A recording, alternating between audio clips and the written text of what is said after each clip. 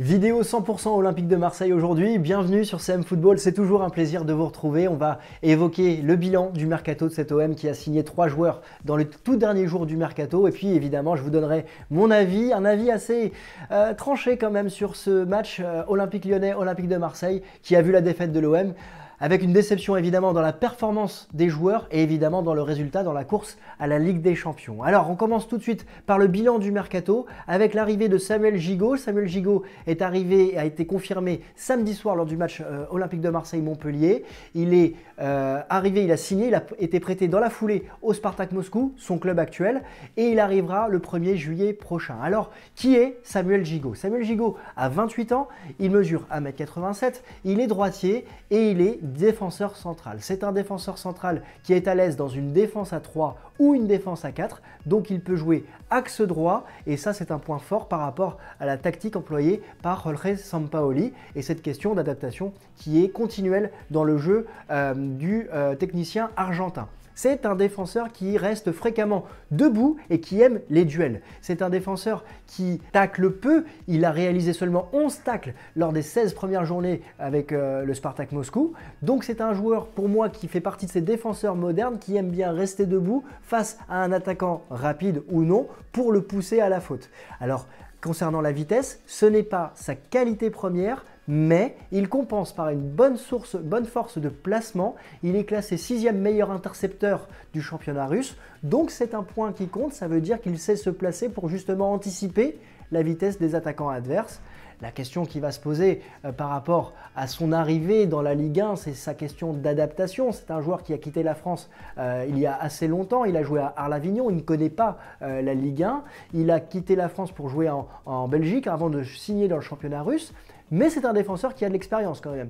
Il a joué 252 matchs, toutes compétitions confondues. Et c'est un défenseur qui marque des buts, 17 buts et 14 passes décisives. Donc c'est un joueur qui peut apporter sur les coups de pied arrêtés à l'OM. Coup de pied arrêté, on le sait, à l'Olympique de Marseille, c'est pas la plus grande des forces, hein, mais c'est un joueur qui est bon de la tête, notamment avec 6 buts marqués de la tête depuis le début de sa carrière en Russie. Donc, pour moi, c'est une bonne pioche parce que c'est un joueur qui est costaud, qui va apporter de la voix. La question qui va se poser, c'est qui va partir à l'Olympique de Marseille. On sait que Álvaro González a été poussé vers la sortie. Douye Caleta-Car, c'est toujours le joueur qu'on attend voir partir le dernier jour du mercato. Ça fait 3 mercatos que ça dure et il est toujours présent. Donc quid du joueur qui partira à l'OM? Et on sait que William Saliba est en fin de prêt avec option d'achat à la fin de la saison. Donc c'est un transfert d'anticipation. Il y a 2 autres joueurs qui ont signé à l'OM. Il y a Bartug Elmaz et Emran Soglo. Bartug Elmaz, il a 18 ans. Il mesure 1m79, il est droitier et il joue milieu défensif. C'est un joueur qui est international U19 avec la Turquie. Il a disputé 8 matchs, 1 but et 3 passes décisives. Alors, c'est un joueur qui n'a disputé seulement qu'un seul match en professionnel avec Galatasaray cette saison, c'était face à l'OM en Europa League, et c'est un joueur qui arrive en fin de contrat, donc il est libre de pouvoir signer où il le souhaite. C'est un coup réalisé par Pablo Longoria sur ce mercato. Est-ce que c'est un joueur qui va être dans la lignée d'un Bamba Dieng qui va pouvoir s'adapter rapidement à la Ligue 1 et être performant, ou d'un Luis Enrique ou d'un Conrad de la Fuente?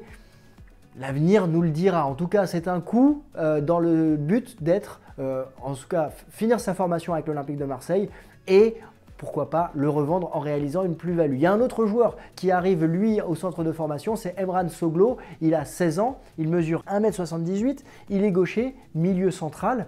Alors, il n'y a pas énormément d'informations, je ne vais pas vous mentir, là-dessus c'est un joueur que je ne connais pas réellement. J'ai lu dans la presse justement qu'il est arrivé à Chelsea, il avait 10 ans, il a été préformé avec Chelsea, il aurait pu signer au Bayern Munich entre l'été dernier et maintenant puisqu'il a été laissé libre par Chelsea, donc ça c'est un point d'interrogation, pourquoi Chelsea l'a laissé libre, pourquoi le Bayern ne l'a pas signé? Alors c'est une bonne chose de le voir à l'OM, il va s'intégrer au centre de formation. Maintenant la question qui se pose, c'est par rapport aux jeunes du centre de formation que l'OM a été chercher en termes de milieu offensif l'été dernier au centre de formation de Nice. Je pense à Bilal Nadir et à Ben Seguir qui eux s'intègrent parfaitement dans ce projet Olympique de Marseille de jeunes joueurs qu'on souhaite finir faire la formation à l'OM dans le but d'être intégrés au groupe pro.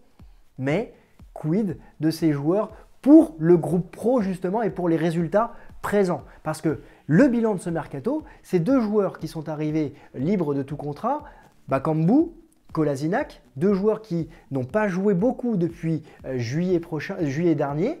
Donc ça, on l'a vu, Bakambu, c'est plutôt une bonne surprise de l'avoir vu marquer lors de sa première rencontre face à Lens. Kolasinac, on attend de voir comment il va arriver.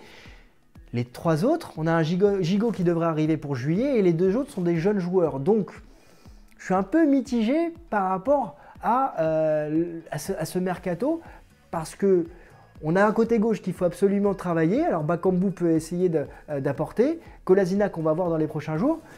On parie sur l'avenir avec des jeunes joueurs, mais l'OM doit surtout avoir des résultats maintenant. Parce qu'on le sait, l'Olympique de Marseille peut potentiellement être interdit de recrutement lors des 2 prochains mercatos, suite à l'affaire Pape Gueye, qui avait signé un pré-contrat avec Watford avant de se rétracter, changer d'agent, et l'OM avait flairé le bon coup, l'avait recruté pour 0 auprès du Havre. Watford a porté plainte auprès de la FIFA a interdit l'OM de recrutement, et l'OM a fait appel à un appel qui est suspensif. L'affaire devrait être réglée et jugée dans 4 à 6 mois, mais potentiellement l'Olympique de Marseille ne pourrait pas recruter lors du prochain mercato. Et si l'OM se qualifie en Ligue des Champions, je trouve que le groupe il va être assez léger compte tenu des prêts avec option d'achat qui pourraient être non levés et voir notamment un Saliba ou un Cengiz Under retourner dans leur club. L'OM serait en difficulté lors de la prochaine session 2022-2023. En tout cas, je m'attendais vraiment à un mercato plus fort si l'OM sait qu'il est interdit de recrutement. Alors sinon, ça va être une bataille juridique qu'on va suivre évidemment sur la chaîne et voir si l'OM peut aller chercher une sanction plus légère. Alors pour se qualifier en Ligue des Champions, ça passe par des victoires, notamment lors de matchs importants comme Olympique Lyonnais, Olympique de Marseille.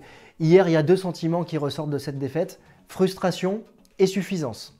La frustration évidemment par rapport au fait que l'OM est mené à 1-0 et la suffisance par rapport au fait que l'OM s'est arrêté de jouer après cette ouverture du score. Alors j'ai tweeté hier que c'était plutôt en deuxième mi-temps que l'OM s'était arrêté de jouer, mais si on refait le match, en fait après l'ouverture du score, la première ouverture du score dans le premier quart d'heure depuis le début de la saison en Ligue 1, l'OM s'est complètement arrêté de jouer et a laissé le ballon à l'Olympique Lyonnais. On a vu un OM qui s'est reposé sur ses lauriers, qui avait une suffisance pour moi parce qu'elle n'a pas joué derrière, elle n'a pas piqué cet Olympique Lyonnais qui est malade et qui revient à 6 points de l'OM dans la course à la Ligue des Champions. Alors 6 points, c'est peu et beaucoup à la fois. Mais c'est 2 victoires et il reste un match OM-OL qui sera au Stade Vélodrome en mars-avril prochain. Et ce match va compter parce que l'OL pourrait revenir dans cette course à la Ligue des Champions et l'OL est important parce que se refait un plein de confiance. Mais surtout, on a vu un OM qui a eu beaucoup de déchets dans le jeu, qui a eu très peu de réussite dans les passes, mais qui s'est surtout procuré que très peu d'occasions. Un seul tir cadré dans la rencontre, c'est bien trop faible. Je m'interroge aussi sur le coaching de Jorge Sampaoli parce que on a vu une équipe qui était étirée avec notamment un Luis Enrique sur les côtés, mais un Luis Enrique aussi qui contrôlait le côté droit lyonnais et qui protégeait un Luan Pérez parce qu'on a vu que l'OM est en difficulté sur cet axe gauche, sur ce côté gauche de la défense. Et l'entrée d'Amin Harit a déséquilibré l'Olympique de Marseille. Elle a déséquilibré parce que Harit est rentré en jouant un peu plus dans l'axe et on a vu le côté droit de l'OL remonter et le premier but, l'égalisation, vient du côté droit avec un long ballon de Boateng sur le côté droit pour Malo Gusto.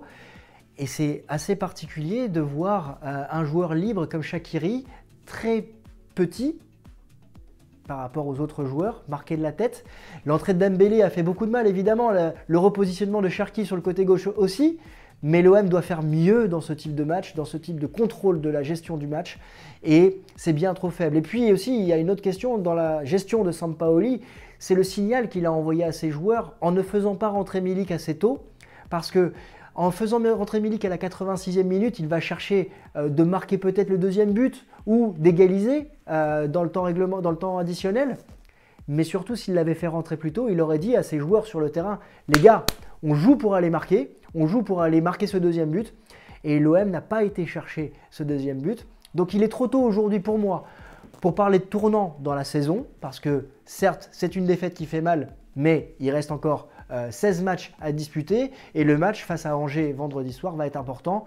Évidemment, dans le mental, même si on sait que l'OM est en difficulté à domicile, il faudra absolument les 3 points pour évacuer cette déception, frustration et cette suffisance parce que l'OM doit montrer un autre visage au Vélodrome, un Vélodrome qui sera évidemment rempli. Alors voilà, je vous ai donné mon bilan du mercato qui est pour moi mitigé, même si je suis plutôt satisfait de l'arrivée de Bakambu et surpris positivement de son premier but face à Lens. Je vous ai donné mon sentiment par rapport au match hier avec cette déception et cette frustration. Dites-moi ce que vous avez pensé du bilan de l'OM, du mercato. Est-ce que vous êtes satisfait de ce mercato-là? Est-ce que vous êtes, qu'avez-vous pensé évidemment de la défaite et de l'attitude des joueurs face à Lyon? Dites-moi tout ça en commentaire. Et puis nous, on va se retrouver pour échanger sur d'autres sujets de l'actualité du foot avec la Coupe d'Afrique des Nations. N'oubliez pas, dimanche, c'est la finale et vendredi, on se retrouvera pour l'avant-match de cette grande finale que j'attends avec beaucoup d'impatience. Je vous souhaite à tous une très belle semaine, une très belle journée et je vous dis à très vite. Ciao!